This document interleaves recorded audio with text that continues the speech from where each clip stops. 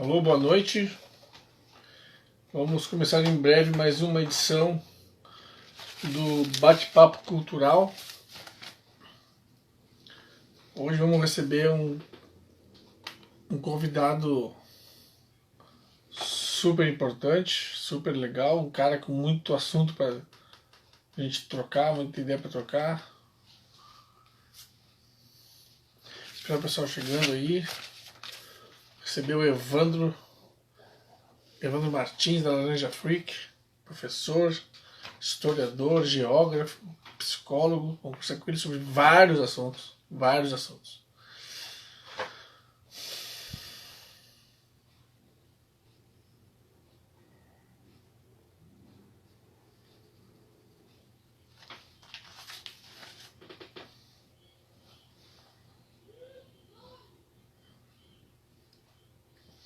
Esse é o Bate-Papo Cultural que está entrando na edição número 25.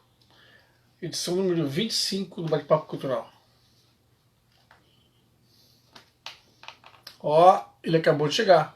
Vamos lá, vamos chamá-lo para uma conversa.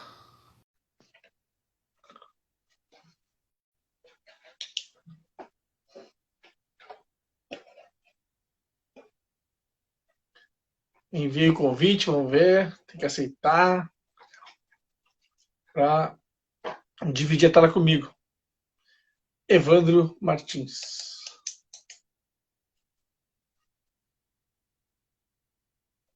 Estou te aguardando aí, eu mandei o convite, Evandro. Vamos lá.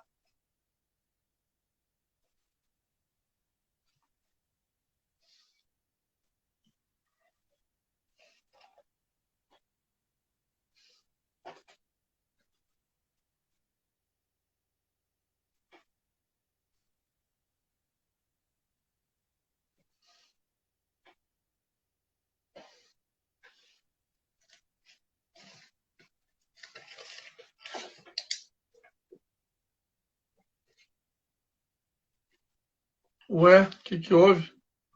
Como é que tá?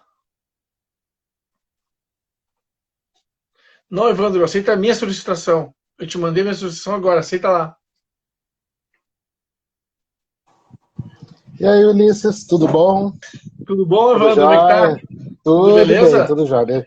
Deixa eu ajustar um pouco melhor isso aqui, colocar algo Ajuste para... aí enquanto eu espero aqui. Tá conseguindo me ouvir bem, tranquilamente? Tá? Te ouvi, Muita luz aqui. ouvindo bem alto e te vendo bem também.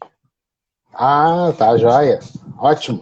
Legal. Deixa eu só ajustar aqui para ver como é que fica melhor. Tá. Acho que assim tá bom, né, Tá, Ulisses? Fica tá. uma luz Não, tá lá no beleza? fundo, lá, Não, tá mas beleza. estamos aqui. Tá jóia. Eu tava comentando aqui que essa é a edição de número 25 desse projeto que eu tô fazendo, né? A gente foi provocado nesse período de pandemia a criar algum produto jornalístico dentro desse cenário pandêmico que a gente está vivendo, né, Evandro? E aí eu pensei comigo, por que não entrevistar, já que eu gosto de ouvir as pessoas falarem, né? Por que não entrevistar pessoas, né? E por que não entrevistar pessoas do ramo que eu acho super amplo e super bom de se conversar, que é o ramo cultural, né? E daí eu criei esse projeto, esse programa de entrevistas que eu chamo assim, que é o Bate-Papo Cultural. E eu fui entrevistando, comecei entrevistando uma historiadora, né? E hoje eu encaminho para o final, que eu inicialmente eu ia fazer só esse ano, mas aí peguei gosto, eu vou encerrar daqui a pouco tempo a primeira temporada. E ano que vem vou seguir adiante. Porque a gente toma gosto pelo negócio, né, Evandro? Então e é Sim, legal com saber certeza. que, né? Então hoje, como eu estava dizendo, é a 25ª edição. Estou recebendo Evandro Martins, que eu até comentei brincando que é meio multimídia, né? É geógrafo, é historiador, é psicólogo, é músico. Nós vamos conhecer um pouco da tua história, cara, da tua vida, né, cara, nesse período de repente, uma hora, menos de uma hora. Vamos ver, vamos conversar um pouco sobre isso. Por onde tu quer que eu comece, assim, Ulisses? Vamos ver primeiro, Parte porque musical, parte... por onde tu quiser, cara, por onde tu quiser, Evandro. A parte acadêmica. Não, eu sou, talvez, um músico, historiador, geógrafo, psicólogo, um psicólogo, músico, geógrafo, historiador. Eu não sei, como digo, esses termos, assim, eles se confundem um pouco às vezes, né?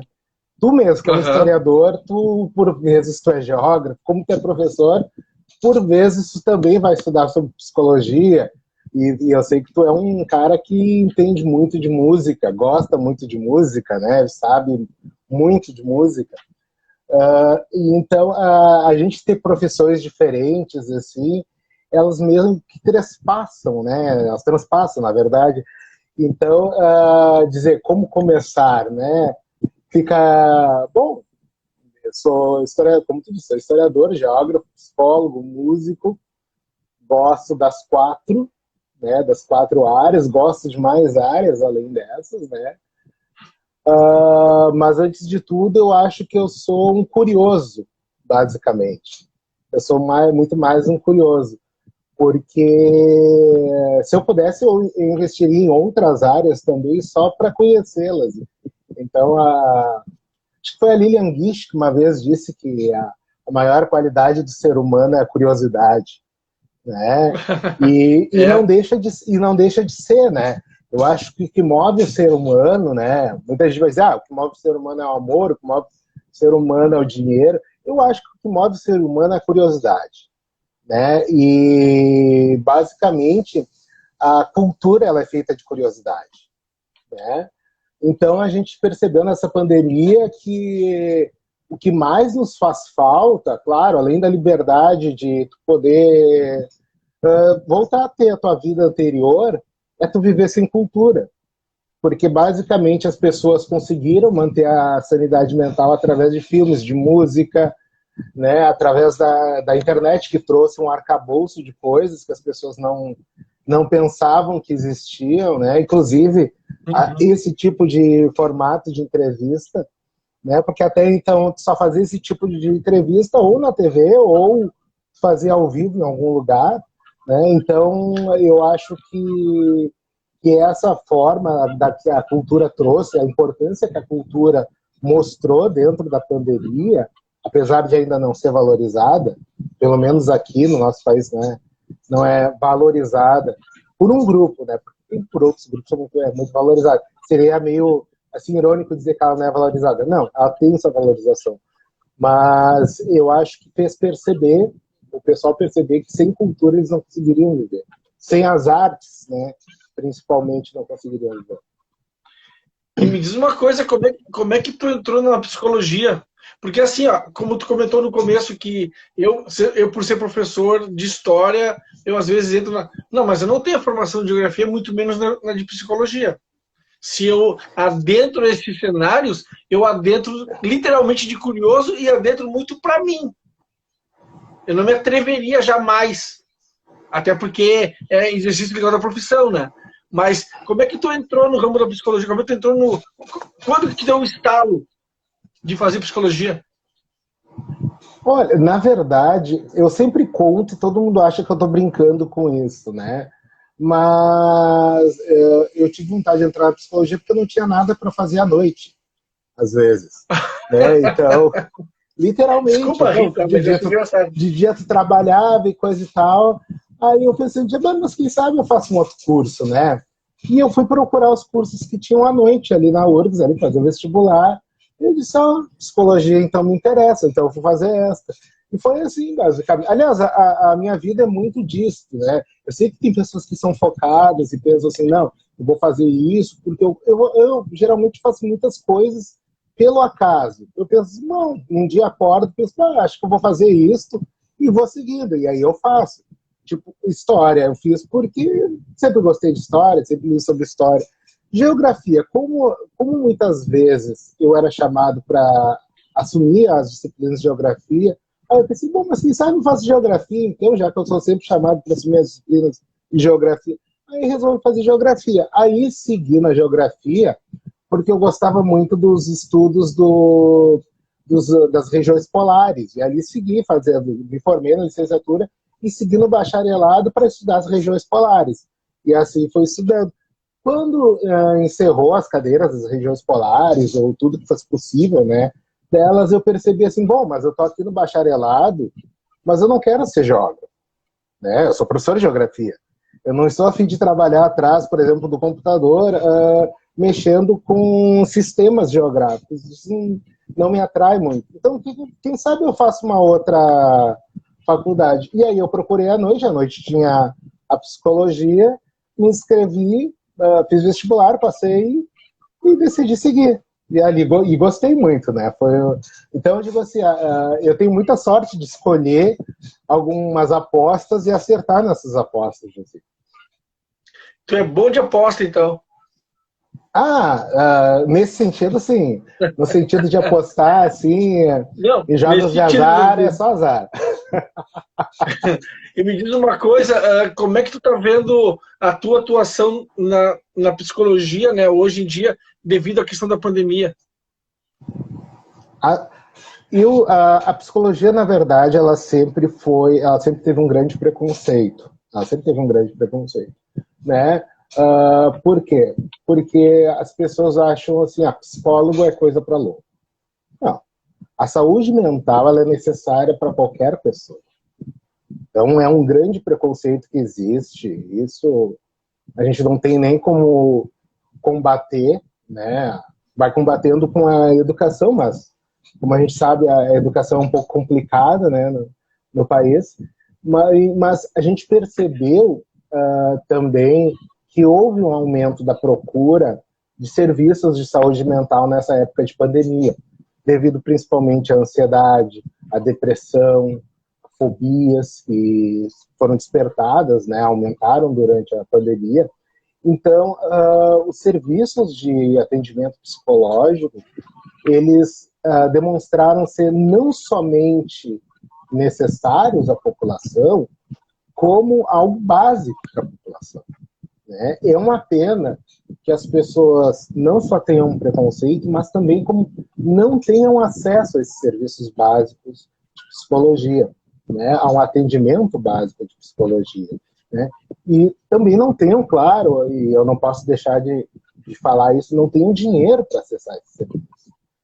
Porque mesmo assim, mesmo a gente muitas vezes fazendo trabalho com preço social, com atendimento social, mesmo com esse preço social, as pessoas não têm esse dinheiro para pagar. Né? Então, muitas vezes elas deixam de utilizar o serviço. Mas eu acho que ele se mostrou fundamental dentro da pandemia para mostrar que a saúde mental ela é importante. Ela sempre foi relegada a um segundo plano. Né? Muita gente tem preconceito com a saúde mental, acha que a sua saúde mental é só patologia, quando não é. Né? Quando, na verdade, a psicoterapia, né, as outras formas de terapia, elas te auxiliam, né, não só no autoconhecimento, mas também a resolver seus dilemas. Né? Então, ela não deixa de ser necessária desse ponto de vista, e eu acho que no contexto da pandemia ela foi fundamental. É uma pena, e eu digo é uma pena, né? Aliás, é lamentável que os governos não invistam na saúde mental da população. E me diz uma coisa, tu falou em preconceito com psicologia e tal, tu acha que esse preconceito ainda é muito forte, ele ainda existe com tanta força assim? Eu acho que sim, tá? Eu ouço muito ouvi quando entrei, ouvi quando saí, de muitas pessoas. Quer dizer que tu vai tratar os louquinhos agora, né? E tu começa daí a explicar que não é bem isso, né? E que o conceito de loucura também ele é amplo, né? Afinal, se tu, por exemplo, assim, utilizasse, por exemplo, os brincos em 1910, os caras te considerariam meio louco. Né? Hoje em dia, pode usar normalmente, né? Além de terem todo o preconceito que haveria, mas, por exemplo, se tu fosse uma pessoa que dissesse não, eu vou utilizá-los, tu poderia ser levado a um local de saúde mental, com certeza, o hospício, alguma coisa. Inclusive, se nós formos ver registros, por exemplo, no Hospital São Pedro, tem pessoas que foram internadas simplesmente por... Uma menina foi internada porque fugiu com o namorado, e ela foi internada a vida inteira em São Pedro. Então, esses são conceitos que eles vão se atualizando com o tempo, é óbvio, mas o conceito de loucura também a gente tem que pensar. Qual é o conceito de doença? Qual é o conceito de loucura? Qual é o conceito de saúde? Tudo isso aí depende da forma que tu percebes, né? Então, como Nietzsche disse, né, sobre a música, né, os que observavam dançando e não ouviam a música achavam que estavam loucos, né? Algo assim, eu não me lembro muito bem, né, mas tem algo assim. Então, vai da percepção de cada cultura, né? Mas ainda acho assim, que a psicologia ela tem realmente um peso muito grande na sociedade, desse preconceito em que tu te tratar, fazer um tratamento, não um tratamento psicológico, fazer uma psicoterapia, é porque tu está louco, tem algum problema. Quando não é isso, né? Todos deveriam fazer psicoterapia, na verdade. Todos deveriam. Essa questão que tu comentou agora sobre vamos dizer assim, a variação do conceito de loucura, né, dos tempos através dos tempos, né, me lembrou um filme, não sei se tu já viu, aquele Por um Fio, filme, aspas, antigo, né, em que o principal ator do filme e tal, o principal personagem, né, comenta que em tempos anteriores era sinal de loucura falar sozinho, hoje é status. Estava se referindo ao celular, né, no caso, né, quer dizer, sim. Então assim, são conceitos que mudam através do tempo, né? E a gente acaba tendo que, na verdade, tu adequar o conceito ao período contemporâneo que se está vivendo, né? E se nós formos pensar, né, Ulisses, as culturas são diferentes, né? O que é aceitável, por exemplo, aqui pode não ser aceitável em outros países culturalmente, né? Então, vai depender muito do que é colocado como aceitável numa cultura, né? E muitas vezes isso é imposto para nós, né? Sem dúvida. Nós vamos observar, é uma disciplina do corpo e da mente que se faz, né? Um disciplinamento dos corpos que existe. Então, o conceito de saúde, de doença ou de loucura, ele é muito variável. Uma amiga minha que é psicóloga, ela comentou que durante a pandemia, nesta pandemia, vou colocar assim, porque a pandemia não acabou, né? Afinal de contas, as pessoas estão experimentando um sentimento de luto. Você vê o que tu acha disso? Depende. Mas, assim, na verdade, o que eu percebo, né, por exemplo, assim, quando nós festejamos aniversário, vamos dar um exemplo, quando nós festejamos aniversário, por exemplo, ou muitas pessoas que festejam, eu sou uma pessoa que geralmente não festeja, mas muitas pessoas que festejam, elas, de certa forma, elas estão lidando com uma preparação para o futuro luto. Porque afinal, por um futuro luto. Afinal, tu comemora que tu estás mais um ano na Terra. Ponto. Por quê? Porque o que se indica de quem vive é que um dia irá morrer. Certo? O princípio de luto que, por exemplo, nós vivemos na pandemia vai variar de pessoa para pessoa. Por uma pessoa, por exemplo, que tem uma atividade muito grande, que sempre está, por exemplo, viajando, andando para lugares, coisa e tal, é como se, e ele ficar num isolamento, é como se realmente parte da vida dele morresse. Mas se tu colocar isso para pessoas que perderam pessoas dentro da pandemia, o luto é completamente diferente. Sim. Tu entende? Por exemplo, se tu perguntar a uma pessoa que perdeu o pai, a mãe, o avô na pandemia, entendeu? Para ele, ele já tem, claro, o luto da perda, mas para ele poderá pensar que o isolamento é uma forma de vida. Então, esse conceito de luto ele vai ser variável para cada pessoa. E esse conceito poderá potencializar ou não, né? Poderá ser potencializado ou não. Vai depender da situação em que se encontra a pessoa. Por exemplo, é que o conceito de luto não é somente para a morte de pessoas, né? que a gente pode utilizar o luto, né? E se Pode ser for por questão da procurar, vai ausência ter também, não pode? vai ter N autores e cada autor vai ter o seu conceito diferente de luto, entendeu? Então, por exemplo, assim, ó, teve um término de um relacionamento, tu estás Sim, tendo um luto dentro desse relacionamento, sim. Aham. tá? Tu estás te aposentando. Para muitos é uma maravilha, para outras pessoas eles entram num processo de luto do que seria a atividade dele, entendeu? E isso aí vai provocar diferentes reações nas pessoas. Então, por exemplo, se a gente disser que a pandemia é um processo de luto para todo mundo, nem sempre, né? Por Sim. exemplo, se nós pegarmos empresas que trabalham com, digamos, com teleentrega, certo? Na pandemia, essas empresas cresceram. Para elas, Uhum. mesmo com todo o Foi ótimo. risco, a pandemia foi ótima. Dentro do serviço, por exemplo, até mesmo a questão dos psicólogos, a nossa demanda aumentou dentro da pandemia, né? Claro, o que eu estou dizendo assim pode parecer até meio grosseiro, porque teve N pessoas que perderam entes queridos na pandemia, mas para muitas empresas e áreas econômicas, a pandemia beneficiou algumas coisas. Mas ela, claro, retirou também. Por exemplo, aquele que perdeu o emprego, ele vive um processo de luto não só do emprego, mas da condição em que vivia. Né? Então vai depender muito essa questão do luto. Eu acredito Né? que ela que ela comentasse. Não, eu acredito que ela comentasse no sentido de que da ausência, da não presença no meio social, nesse sentido, entendeu? De ter que ficar guardado em casa, entendeu? Sim. Outra coisa que eu me lembrei que tu falou agora, eu me lembrei que o Falcão, né, ex-jogador Falcão, tem uma frase muito feliz sobre futebol, né? Ele fala do glamour do futebol e termina dizendo assim: o jogador de futebol morre 2 vezes. Primeira vez quando para.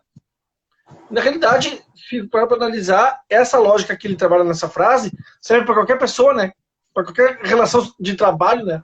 Quando tu para de trabalhar, quando tu te aposenta, enfim, tu, aspas, morre a primeira vez, né?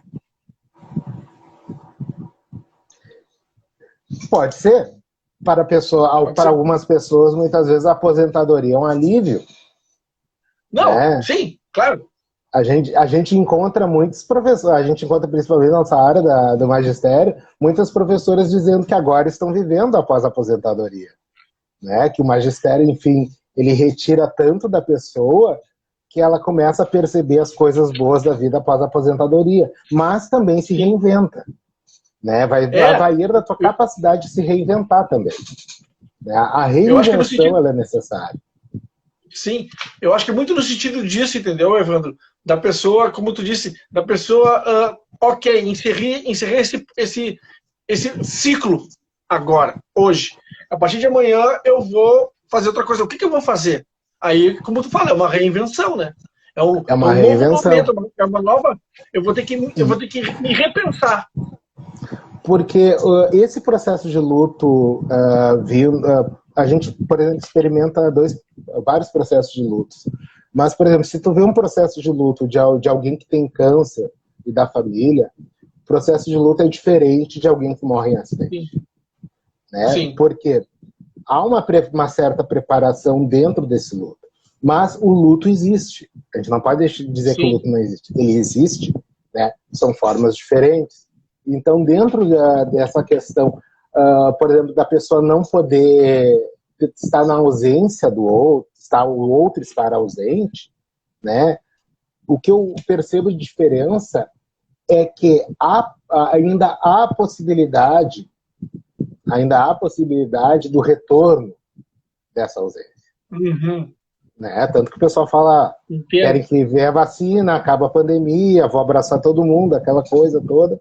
Né? Então, há esse retorno. Né? Entendo. Para alguns casos, esse retorno deixa de existir. Né? Então, é uma perda, é um luto, né? Mas, ao mesmo tempo, não é algo definitivo. Entendi. Uhum. Mas, Evandro, uma outra coisa, né? Além de Aí vamos tocar no outro assunto, um assunto, digamos, mais leve, vamos dizer assim, né? Além de geógrafo, além de historiador, além de psicólogo, tu é músico. Conta pra Sim. nós, como é que começou na tua vida a Laranja Freak? A Laranja Freak, ela surgiu em 98, né? O Ricardo, que toca comigo, mora aqui próximo. O Vanessa, que toca comigo, também mora aqui próximo. A gente teve bandas anteriores. E um dia resolvemos tocar junto, assim. E começamos a elaborar músicas. E a gente teve um impulso porque o Plato Dvorak, né? Que é uma figura fantástica aqui digamos, da cena musical porto-alegrense, né? Decidiu nos convidar para um festival que ele estava fazendo no Garagem Hermética. Nós participamos e isso meio que incentivou a gente dar continuidade à banda. E aí, o mesmo Plato Dvorak, por sinal, né, foi quem nos indicou para Baratos Afins, onde a gente gravou o primeiro disco em 2004. Mas, claro, também não posso deixar de citar aqui outras pessoas que sempre nos ajudaram na cena porto-alegrense. O Luiz Mota, que foi o criador do 10.001 Noites, que era um projeto excelente, e semanalmente fazia um festival de quase 10 bandas, às vezes 15 bandas, uma coisa hoje inimaginável, mas se fazia, né, ali no antigo Brugali, que depois virou Barfim, que você deve lembrar, né? O Frank Jorge também. O Frank Jorge foi uma pessoa que nos deu muito apoio sempre, né? Nos convidou a fazer um especial do Radar na TVE, né? O Plato, que nos apresentou ao Luiz Calanca, né? Que nos fez, enfim, gravamos nosso disco, né? E eu acho também porque a gente tinha Porto Alegre, ela vivia uma efervescência musical muito grande entre os anos 80 e os anos 2000. A gente não pode deixar de falar nisso, né? Que foi se perdendo. E a gente tinha locais para se tocar nessa época. Então tu podia optar pelo Garagem Hermética, pelo Ocidente, pelo Dr. Jekyll, pelos bares que ficavam ali na José do Patrocínio, né? Tu tinha N bares para tocar, sem contar os bares de stage, Sapucaia, de Novo Hamburgo, São Leopoldo. E isso foi se perdendo um pouco. Então havia uma efervescência. E também havia uns festivais que geravam pelo país. Bananada, Goiânia Noise Festival, o Ruído no Rio de Janeiro, o Festival da Baratos Afins mesmo em São Paulo. Então isso aí movimentava muito a cena e havia uma certa amizade das bandas na cena, né? Sempre teve concorrência, a gente não pode negar. Se eu dissesse, não, era todo mundo amigo, não. Vai ter sempre uma concorrência dentro da cena, porque a cena é grande e os locais são curtos, né? Então, mas também havia um auxílio mútuo, assim, né? Então, a gente começou a gravar, né? Lançamos o primeiro, que foi o Música Psicodélica Frenética, que eu até tenho aqui, esse aqui, né? Que, por sinal, estava sendo vendido no eBay, esse CD, que eu nem imagino quem está vendendo, porque a gente fez, acho que umas 100 cópias dele até hoje, né? Eu não sei como foi parar no eBay lá. Sim, a gente foi dando, sabe quanto dá para os amigos e dá para divulgar, e de repente estava no eBay esse CD. Aí depois nós gravamos Entre as Moléculas lá com a Miguel Records, que era de Florianópolis.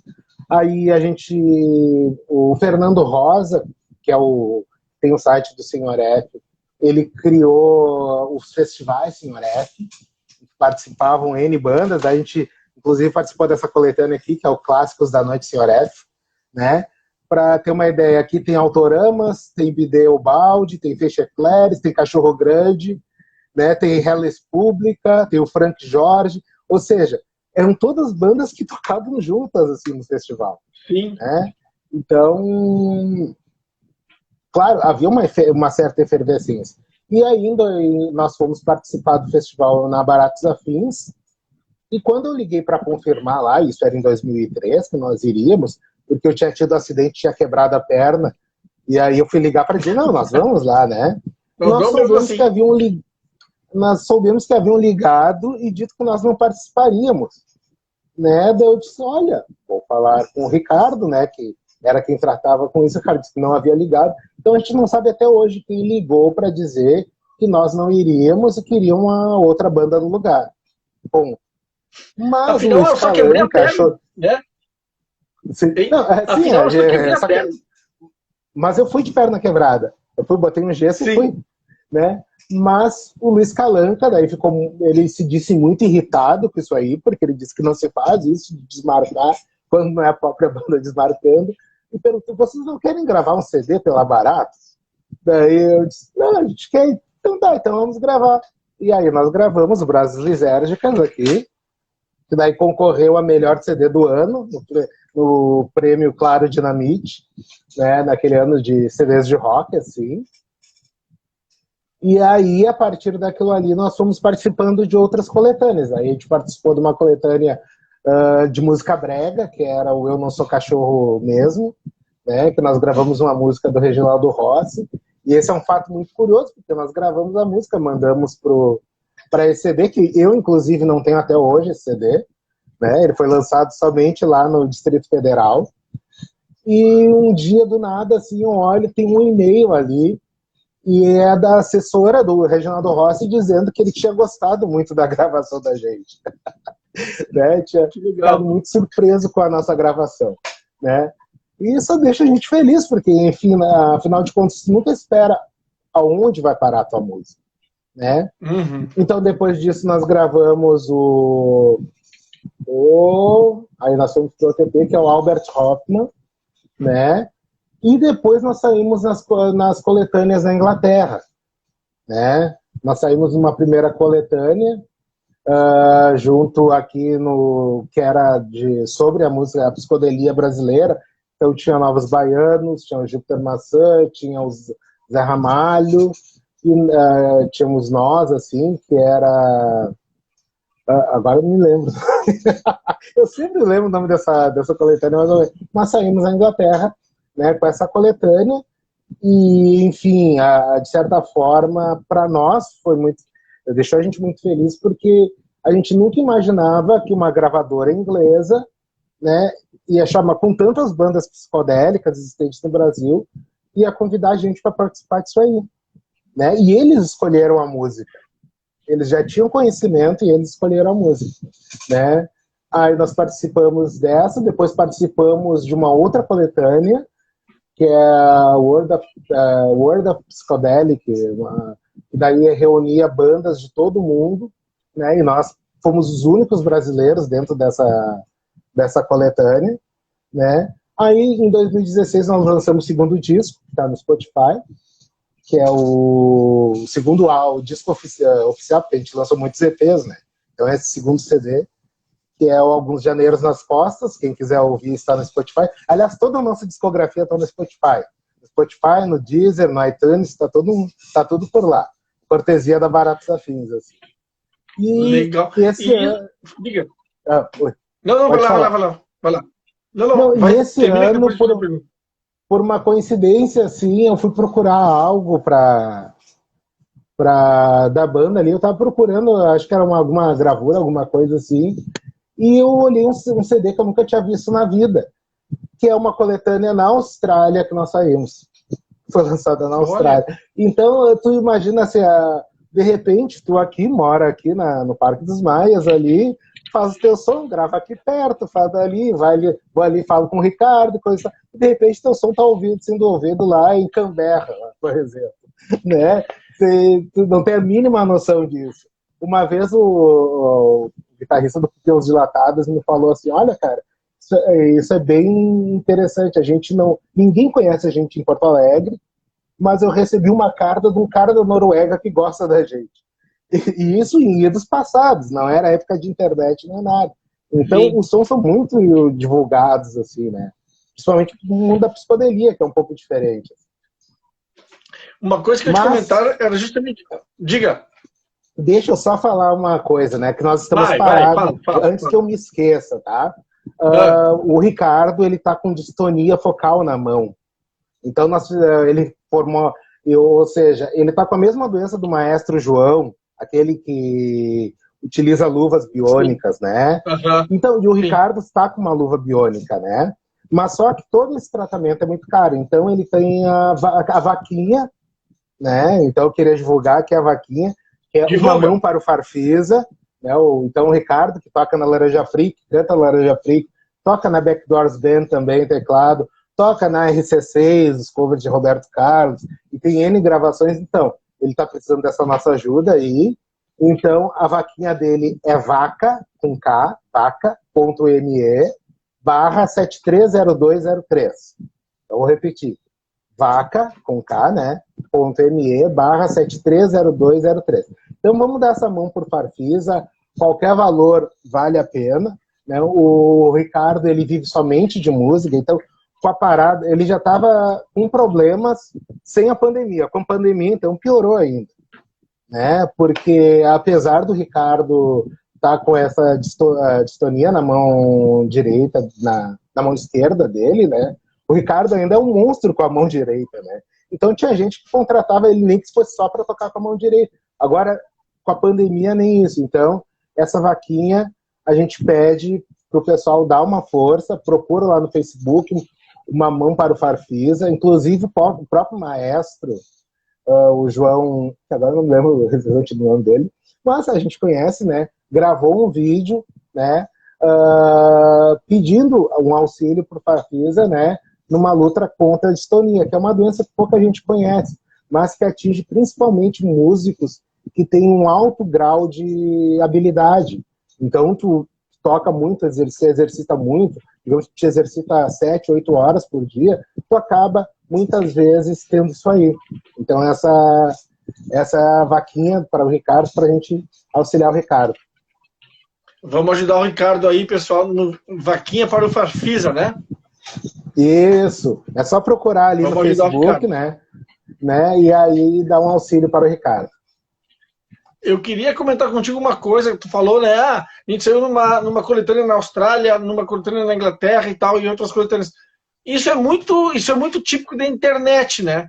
Porque a internet é um ambiente muito até por um lado estranho, porque às vezes a gente acha que tá todo mundo nos escutando e não tá. E às vezes a gente não acha que ninguém nos ouviu, de repente, lá do outro lado do planeta, alguém nos ouviu, alguém ouviu vocês, no caso, né? Isso é interessante, né? Essa característica do ambiente virtual, né? Olha, é muito interessante, por exemplo, o pessoal achar que a gente não é gaúcho. Ninguém nos liga ao rock gaúcho, em geral. Nos ligam sempre ao rock de São Paulo, ao rock de Minas Gerais, ao rock do Rio de Janeiro, mas ninguém acha que nós somos gaúchos. E, inclusive, poucas vezes a gente saiu na imprensa gaúcha. A gente saía mais na imprensa de São Paulo que na imprensa gaúcha, né? E é claro, isso tem muita influência do estilo de música que tu faz, né? Por exemplo, assim, estilo de música psicodélica, apesar de muita gente dizer, o Rio Grande do Sul, a capital da psicodelia brasileira, coisa e tal, não. Esse estilo de música é algo que tem muito forte na zona leste de São Paulo.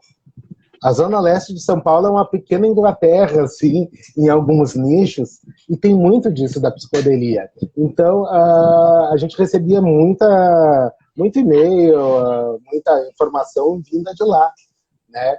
E isso aí da Inglaterra, esses contatos da Inglaterra, eu achei muito interessante, porque até então eu pensava assim, bom, a gente é pouco ouvido em São Paulo, menos ouvido em Porto Alegre ainda, né?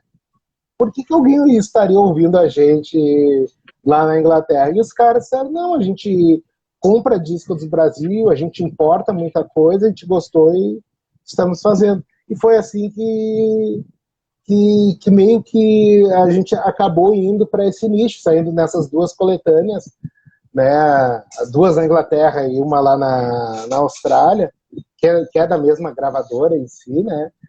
Coisas que a gente não esperava. Então, claro, isso aí te dá uma baita uma felicidade, né? Afinal, claro, na aldeia ninguém te vê, mas lá fora te vê, né? De alguma forma, assim. Me diz uma coisa, Evandro.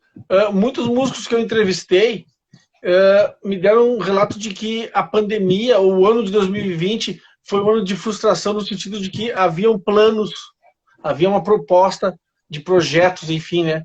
A Laranja Freak passou por isso ou vocês estavam parados antes? Como é que vocês passaram por 2020? É que, na verdade, nós estamos parados desde a distonia do Ricardo. Ela já está completando 2 anos. Né? O Ricardo, dentro da Laranja Africa, ele é quem toca os teclados e quem canta.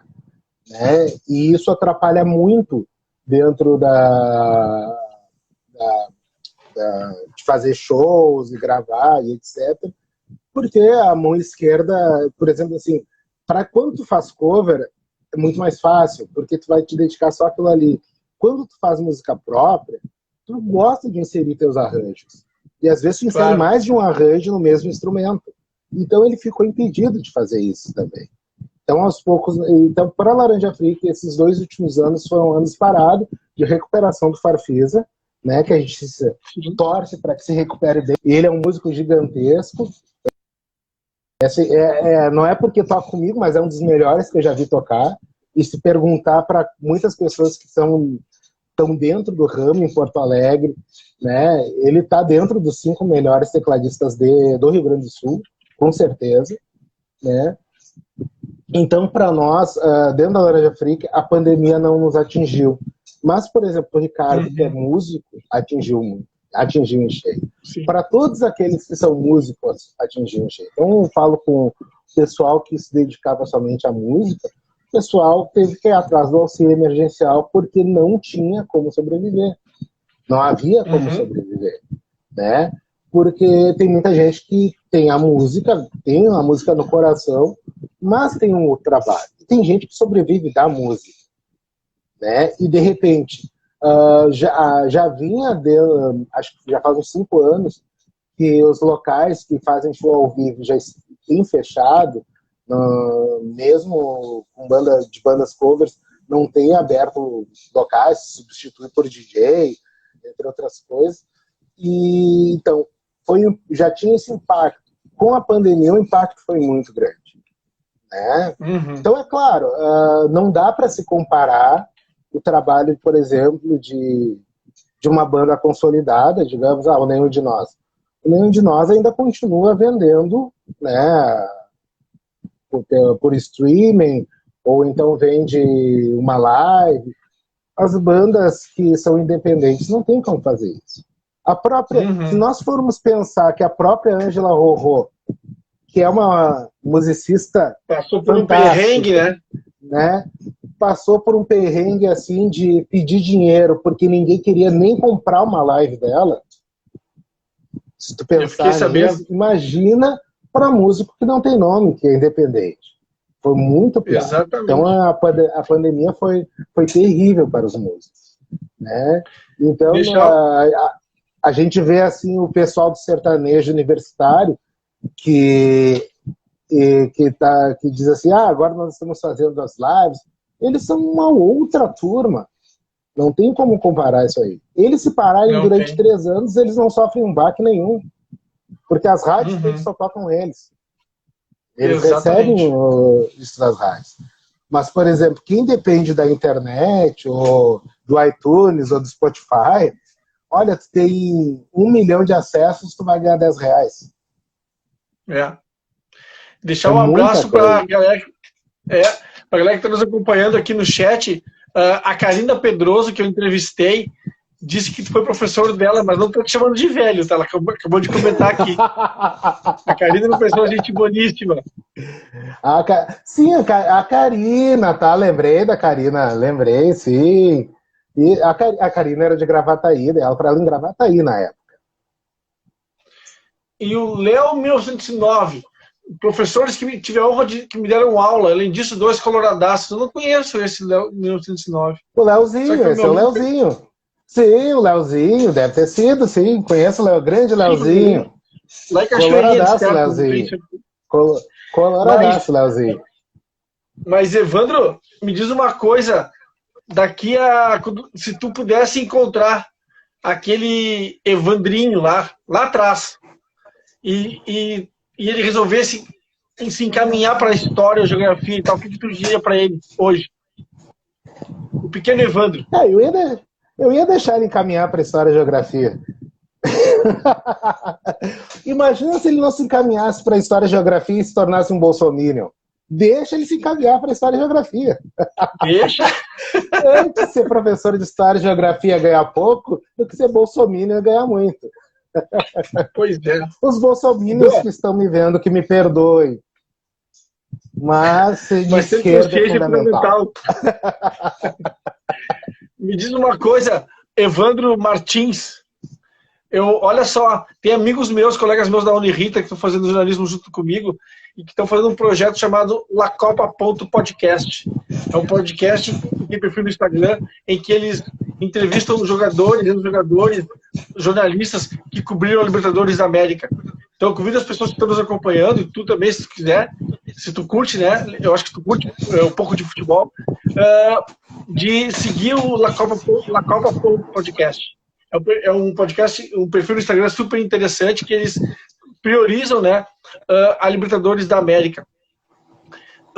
Eu queria outra coisa, queria te perguntar fazer uma pergunta muito difícil, que é a seguinte: quem é Evandro Martins? Quem é Evandro Martins? É este que vos fala?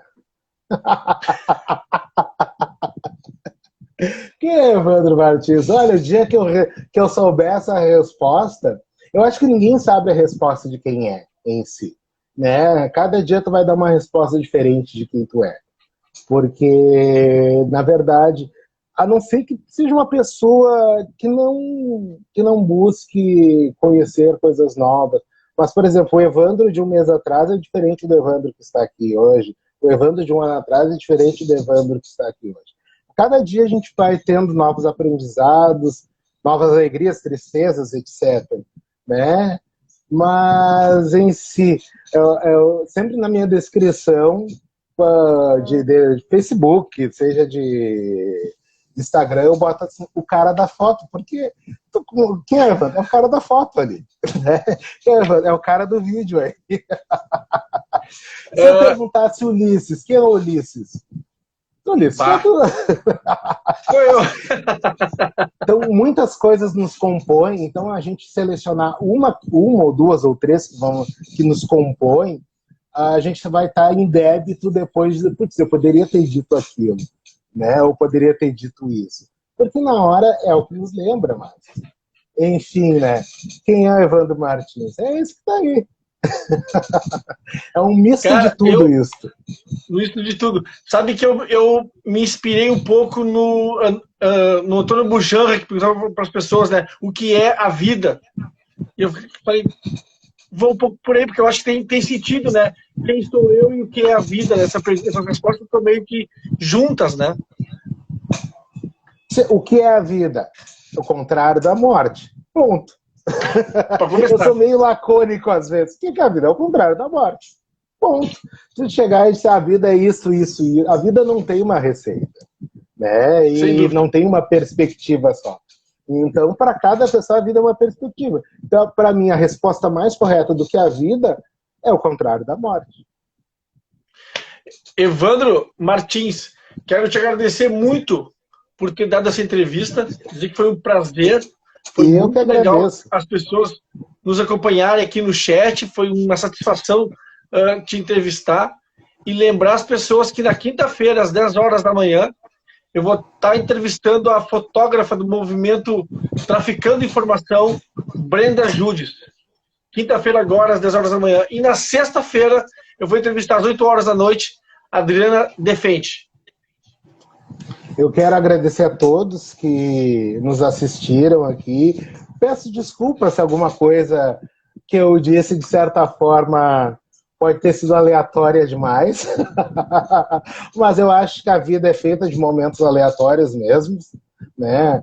Eu acho que essa aleatoriedade da vida é o melhor. Eu quero agradecer aí ao Felipe, que está aí, ao Rodrigo, que aí chegou tarde, Rodrigo, mas ainda estamos aqui, a Vanessa, que está aí também, né? A todos aqui, a Karina. Avisar todos, avisar o Rodrigo também, que chegou tarde, mas depois vai estar salvo, Rodrigo. Tu assiste desde o começo lá e também os episódios anteriores, se tu quiser. Tá salvo lá. Uma coisa muito interessante que eu sempre digo, eu comentava às vezes com o Ricardo, sempre quando a gente, durante muito tempo, a gente foi meio que figurinha carimbada do radar. Então a gente ia muito radar tocar, assim, né? E a gente chegava e a ver a entrevista que a gente deu digamos assim, quando dava a reprise à meia-noite, né? E a gente dizia assim, putz, mas por que a gente falou isso aí, né? Por que tu falou isso? Né? Por que eu falei isso? Então a gente sempre passa vergonha quando olha de novo a nossa entrevista. Provavelmente eu vou passar vergonha de estar falando isso aí agora, né? Mas eu acho que a entrevista é feita disso, porque aquela entrevista muito sisuda, que se segue um roteiro, assim, às vezes não é tão legal assim quanto as entrevistas que são. Mas provavelmente daqui a uns 2 anos eu vou passar vergonha de ver isso aí de novo. Evandro, muito obrigado por tudo, muito obrigado pela entrevista. Eu que agradeço pela lembrança aí. E não esqueçam de contribuir para a vaca do Ricardo Farfisa. Vaquinha do Ricardo Farfisa lá, uma mão para o Farfisa. Procura lá no Facebook, vamos dar esse auxílio para ele. Né? Vamos ajudar então, o Farfisa um abraço, aí. Elis. Falou, um abraço para todo mundo que esteve aí. Até mais. Obrigadão. Até mais.